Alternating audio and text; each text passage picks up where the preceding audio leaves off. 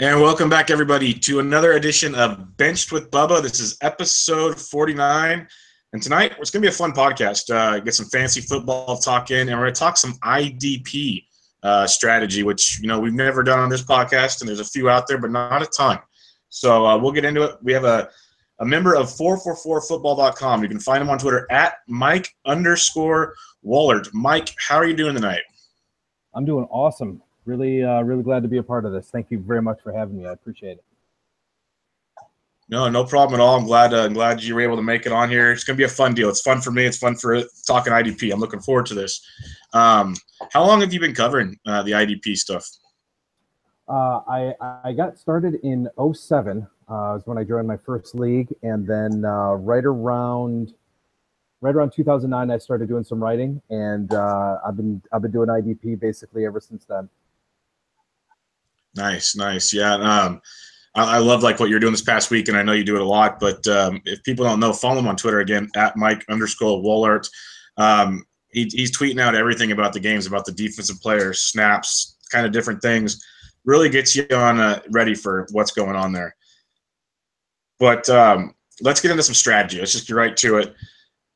Doing your drafts, we'll start with the standard draft first. When do you start approaching IDP players? I guess it really all depends on what your league does, your league's tendencies. What I like to do, no matter if it's a standard league or a PPR league, I like to get my core offense established first. So I want at least, for example, this one draft that I'm doing, I've got a couple of running backs, I've got 3 or 4 wide receivers, I've got a tight end. And then I went for my first IDP in the 7th round. And I drafted, I usually target a linebacker just because I want a top, 110, 120, 130 tackle guy. I want that guy targeted.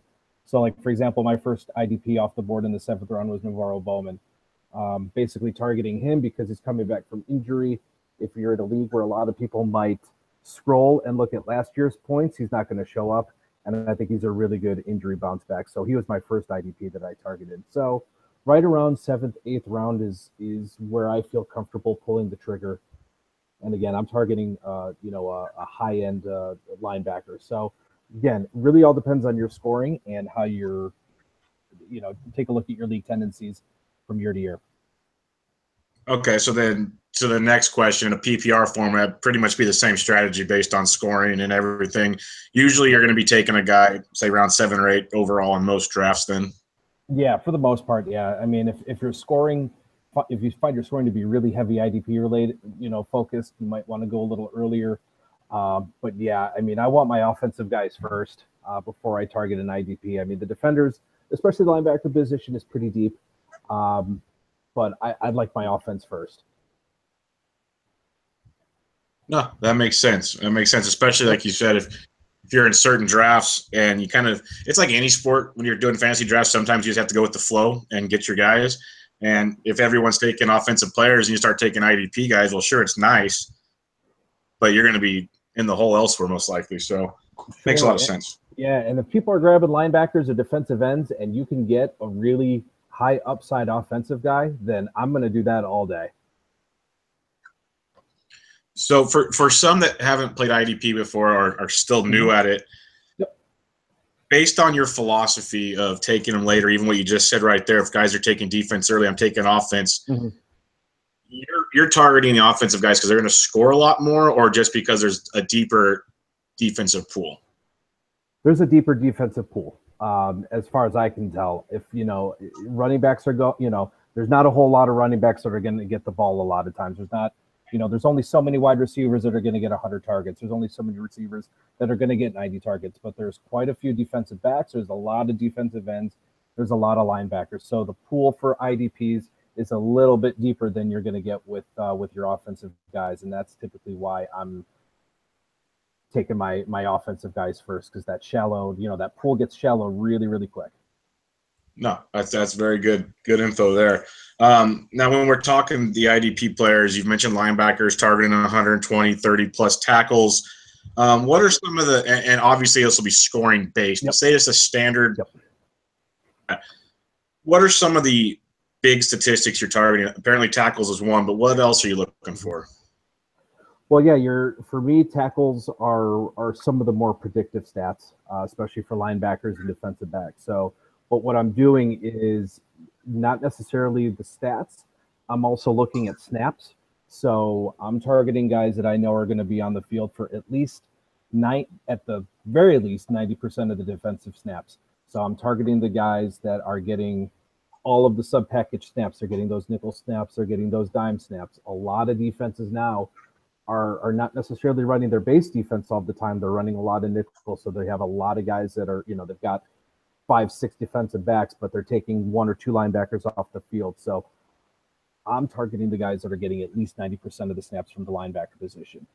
And I'm also looking at tackle rate. So their tackles divided by the snaps played.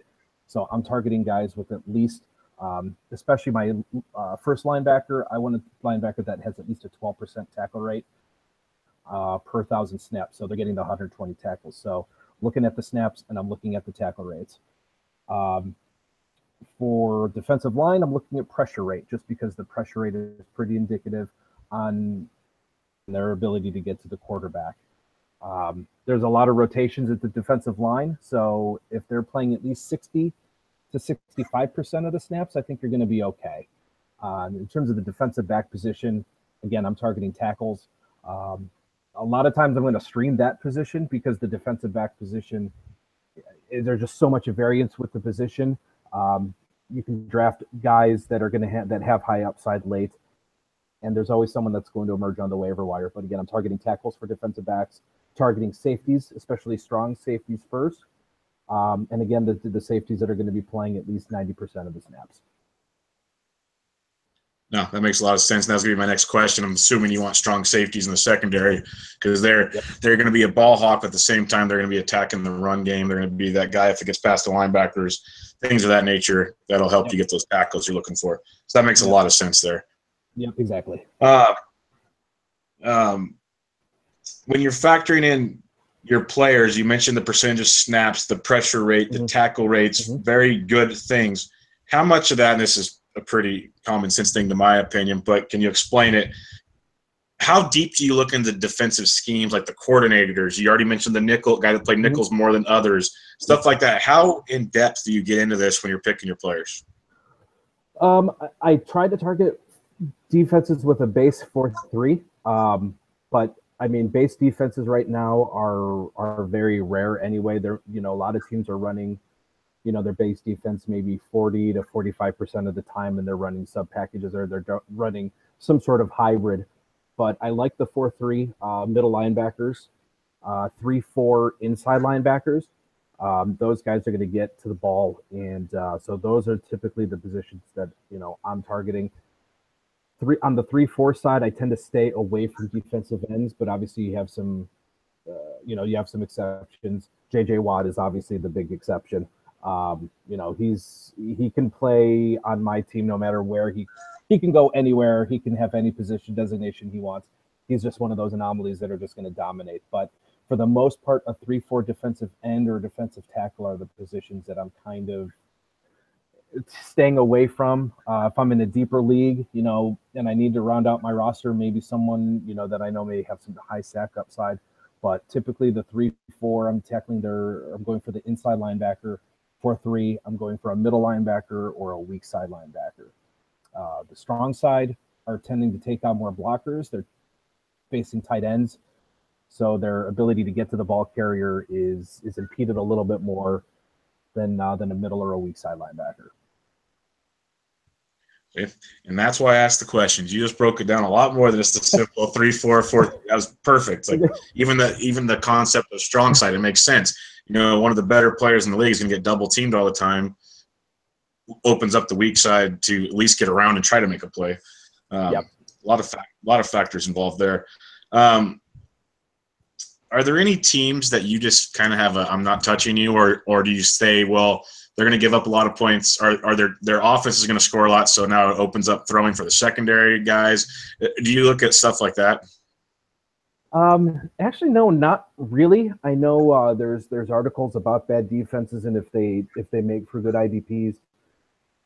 if a defense is going to be, most defenses are going to play about 65 to 70 snaps. So that's typically about average. It's very rare where any defense is going to be on the field for 80 to 90 snaps unless the game goes into overtime. So there's not really a defense that I will typically stay away from.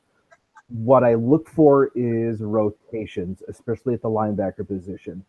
Is there, is there many linebackers that are coming in and out? Like, for example, you'll see on my timeline a lot of my fellow IDPers, we talk about the New England Patriots.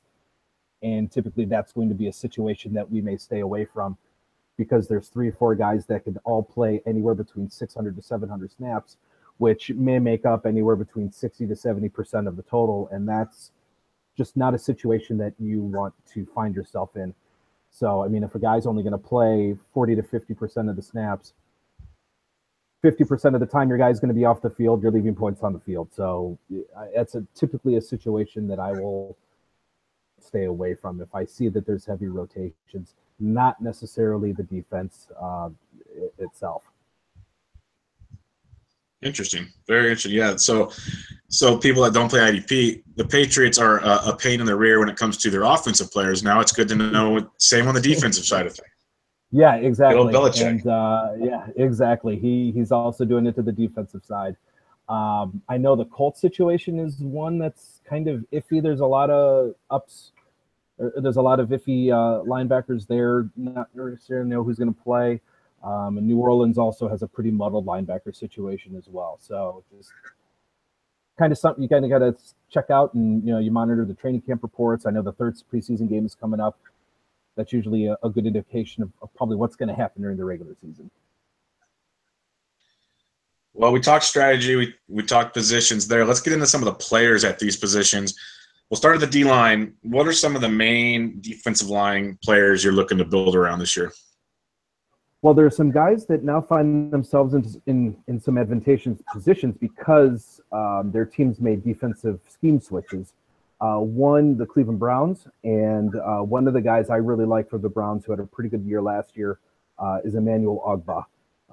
He's switching from a 3-4 outside linebacker to a 4-3 defensive end. So he is going from a lesser value IDP designation at linebacker to a more friendly position to defensive line. So he's someone that I'm targeting as a 2nd or 3rd defensive line. Had a really good year last year and registered 6.5 sacks. And now this year he has Myles Garrett playing alongside him. So he's going to get some attention as the 1st overall pick.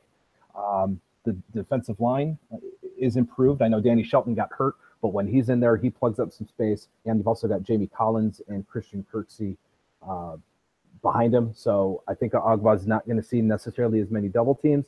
And I think he's someone that you can safely target, someone that can get 6 to 8 sacks this season. Nice. What are some, like a sleeper or two that you're looking at that most people won't be paying attention to? I guess Ogbah could classify as one technically, but what's another one you're looking at? The defensive line, Shaq Lawson from Buffalo. Jerry Hughes gets a lot of attention, but Shaq Lawson is another one of those that is going to that should have a position switch from linebacker to defensive end. So playing alongside Jerry Hughes, he should also clean and not see as many double teams with Hughes playing alongside him. Now, for people that play a lot of baseball fantasy, you usually have to play so many games to get eligible at a position. Will fantasy football, a guy that played linebacker this year, will he be eligible at defensive line on your leagues? Really depends on your league settings, what you're playing, and how the league site classifies him. I know I play a lot on my fantasy league. I think he got the position switched to defensive end or defensive line. Some league will give him both. They'll give him both the defensive line and linebacker. So if he's got the defensive end or defensive line designation, then he's a definite target. Then you can stay away. Okay. Speaking of linebackers, what's a guy or two that you're looking to build around at the linebacker position? Obviously, you want you got your top linebackers, Luke Kuechly, those guys. But in terms of some names that might pop out, I like B.J. Goodson from the Giants. He's been installed as the middle linebacker. He is wearing the as we say, the green dot. So Yeah, he's the one communicating with the defensive coordinator. So as of right now, he's probably the one that's not going to be leaving the field. So BJ Goodson is someone I'm targeting as a linebacker who definitely has some upside this season. From Jacksonville, I like Miles Jack. He's also been installed as the middle linebacker. He's also wearing the communication device, so he may be a little bit more popular and more well known. Obviously, he was a higher draft pick, but he might be a little bit more known. But he's going to be taking the every down duties. He and Telvin Smith in Jacksonville, so I look for him to have a pretty good year in his second year. Real quick, I know exactly what you're talking about with the green dot and everything, but can you clear that up for people that might not know what you're meaning and why that's so significant on the defensive side of things? Yeah, when like the quarterback, if you notice, the quarterback has a little green dot on the back of his helmet. What that does, that signifies that he has the communication between him and his offensive coordinator.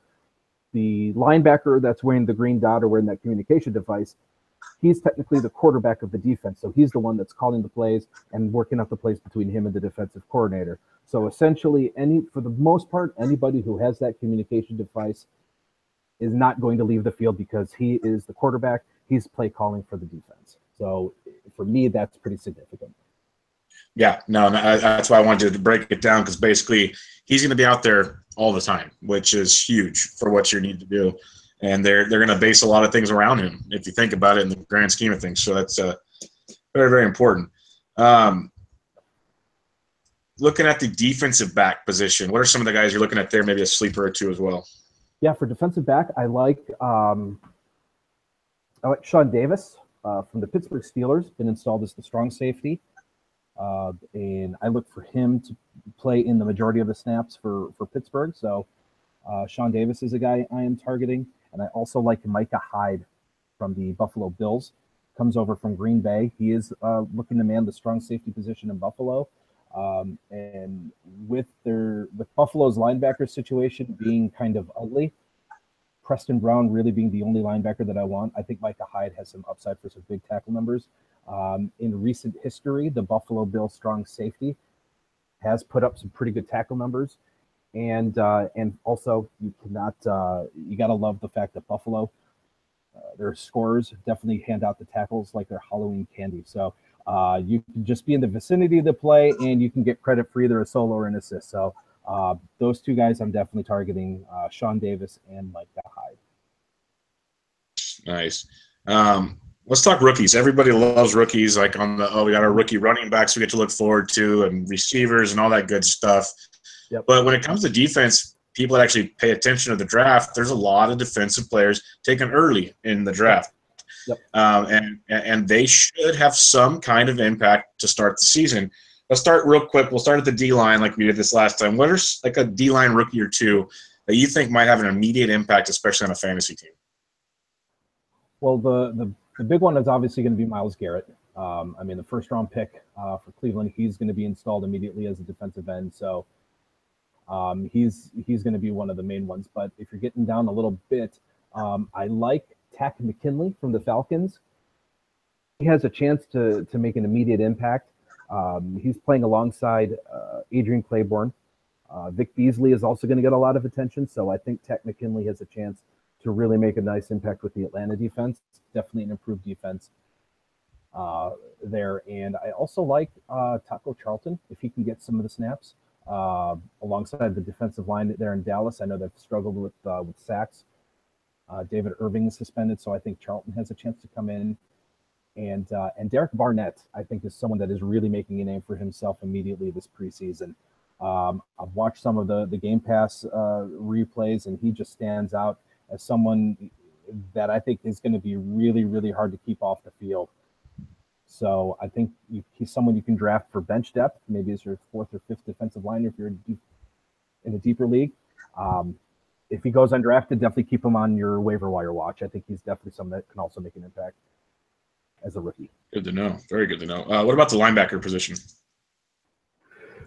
You know, it was funny. This draft, there was a lot of guys that I really liked, but they ended up in really bad situations. So this year, there weren't really that many that really stood out. There were two that I would target actively, and that's Reuben Foster for the 49ers and Gerard Davis of the Lions. Reuben Foster is going to be starting immediately alongside Navarro Bowman.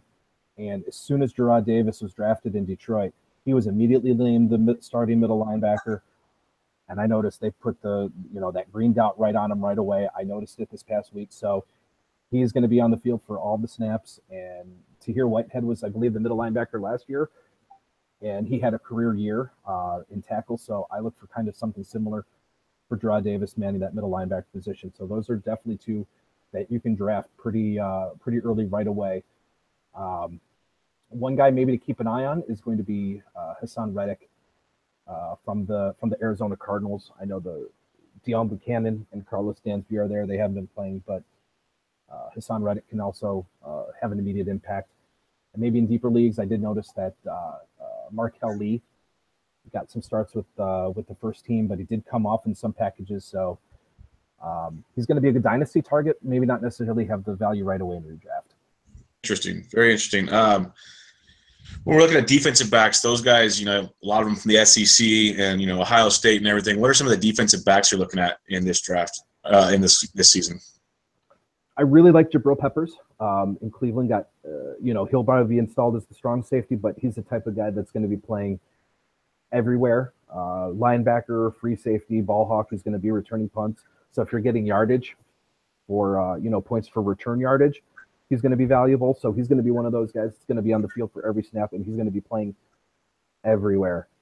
So definitely upside with tackles and the big plays. I also love Jamal Adams. I love the spot that he landed in New York. Again, a really bad situation with linebacker.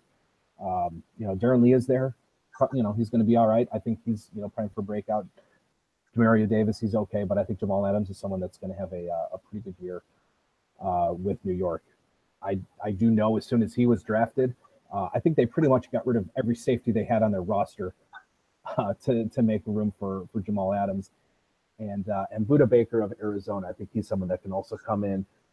Arizona plays a lot of safeties, so I think Buda Baker also has a chance to play right away and have play some meaningful snaps.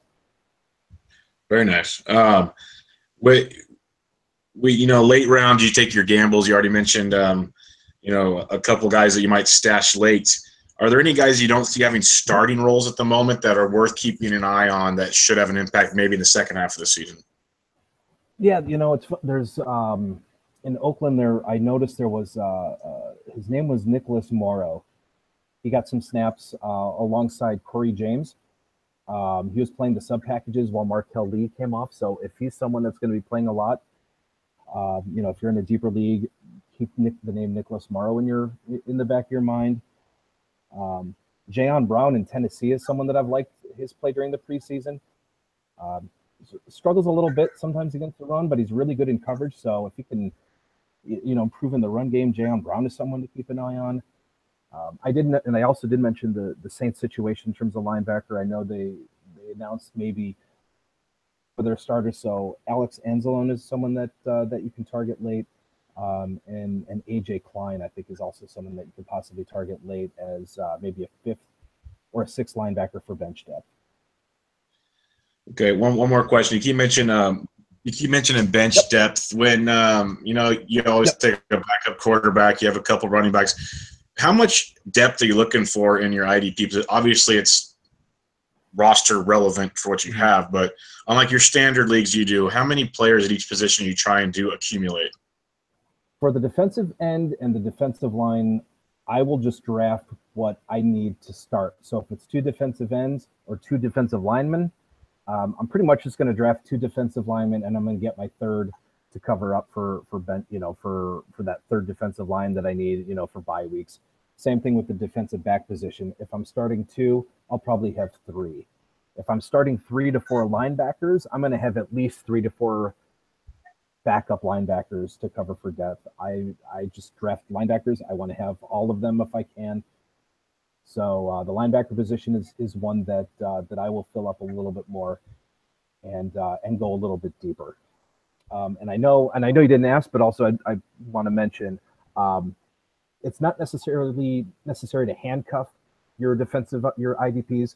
So I know you talk about quarterback, running back handcuffs, drafting, Ezekiel Elliott and drafting his handcuff. You don't necessarily really need to do that with IDP. So if you draft someone like, Vontaze Burfict, it's not really necessary to draft a handcuff because for the most part, there may not be a specific handcuff. So if someone goes down or is suspended or goes down with injury, it may not be technically his backup on the bench on the depth chart. Someone from another spot might come in and fill in. So when it comes to handcuffs, I usually don't draft handcuffs, and I just draft a guy. And if something happens, monitor the news throughout the week and then go for the waiver wire. That is very, very good info right there, because I know I would have thought, okay, yeah, take this guy because he's going to fill in here. You got like Lee from Dallas always gets hurt. Let me take his backup. That makes a lot of sense right there. I didn't even think about it because, it is more of a scheme base and who can fill that spot, not just position by position. So makes a ton of sense. Well, great. That was a lot of news or a lot of information in a short period of time. That was outstanding. Did you want to plug anything you're working on right now at 4for4 or anything else? I've got all my my preseason contents up there. You can find the rest of my breakouts at each position, the rookies to target at the defensive positions. Out for edit right now, and hopefully will be published within the next day. I have the projected 3-down linebackers and who will be wearing the communication device for each team. And that is also something I update throughout the preseason as well as the entire season. So, that's something that I always keep updated. Rankings are constantly updated. So, now we're just ramping up and getting ready for the season. Yeah, that is great. Again, everybody, check him out. He does his work, like we said, at 4for4 Football. He's on Twitter at Mike_Woellert, WOELLERT. Check him out. Give him a follow. As you can tell by this, he's got a ton of great information. So there's going to be much more you can find out there, and he tweets it out. Check him out. And Mike, again, thanks for coming on, man. I really appreciate it. Awesome. Appreciate you having me. And follow me. We'll talk some IDP. And again, appreciate you having me. I had a blast. And any IDP questions, feel free to ask. Always open. Yeah, hit them up, guys. And maybe we'll talk something. I don't know what IDP we can do in the season, but we'll figure something out. Really good information. I appreciate it. Absolutely. Thanks, man. Okay, everybody, this is Bench with Bubba, episode 49, your fantasy football IDP talk. We'll catch you guys next time.